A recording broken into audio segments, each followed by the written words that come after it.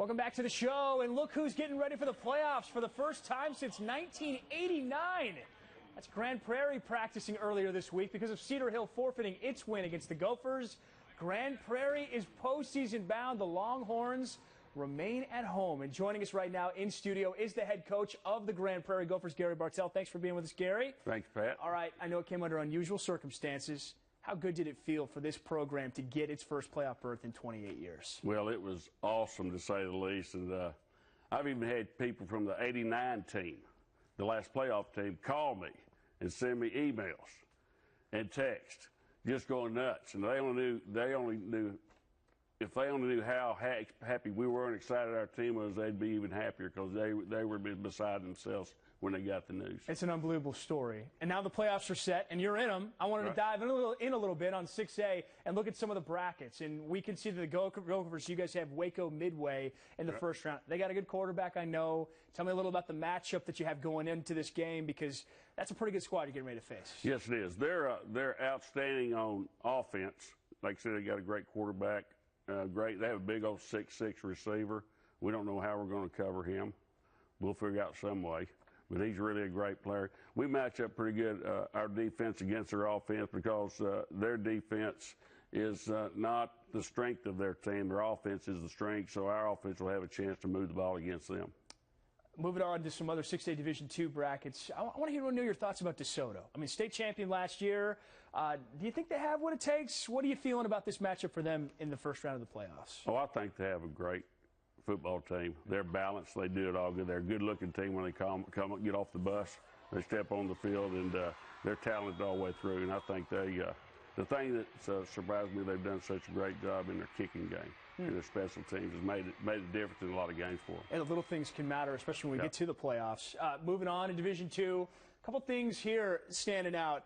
How about Richardson Pierce? Ending that streak. Skyline feels like they've been in the playoffs forever. Yeah. And now Pierce comes in. What are your thoughts about Pierce? Well, I don't know a whole lot about him. I watched him on film. I looked at him on film, and boy, they get after. They're competitive on both sides of the ball, and I think it's not a fluke that they made the playoffs. That's a good team. And another one that I want to talk about, Jesuit. Started the year 0-4. We were at the Jesuit DeSoto game at the very beginning of the year, and I thought, this is a good Jesuit team. Again, they lost their first 4 games. They've won 6 in a row. I think they might be able to make a little noise in the playoffs. What do you think? Well, sure. I mean, there's no better time to get on a hot streak than at the end of the season like they have. And I think they got a lot of momentum going into the playoffs here. Now, moving on to Division I, I'm thinking this could be just Duncanville's year. You know a little about Duncanville. You just got done playing them Friday night. Yeah. This team is loaded, and they could face Trinity in the second round. I think this is a really interesting deal, and this could be Duncanville's year. What do you think? I think so. They don't have any weaknesses. I mean, even their kicker can kick it out of the end zone. He got a 50-yard range, and they're great on the skill positions. Their kick return game is outstanding.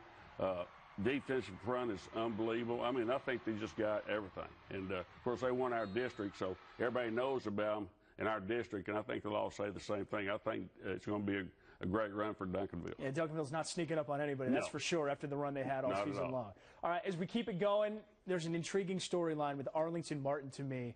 Their quarterback, Juma Ottaviano, everybody thought he was out for the year with a knee injury. I think he's one of the most under-recruited players in DFW, a fantastic player. He's back now, played this past week. Have you ever had a situation in all the years that you've coached where you've had a guy kind of come back and give that boost, and what can that do for a team in a situation like this?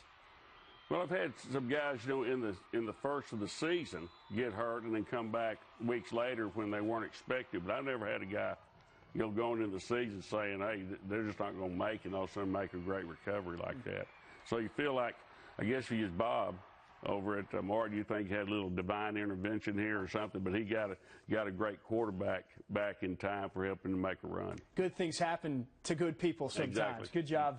Looking forward to watching Juma in the playoffs. All right, everybody wants to know, is this Allen's year again? I mean, are they back at it again? What do you think? Are they the team to beat? I don't see how you can vote against them right now, because they're the defending champions, and they just they have it all.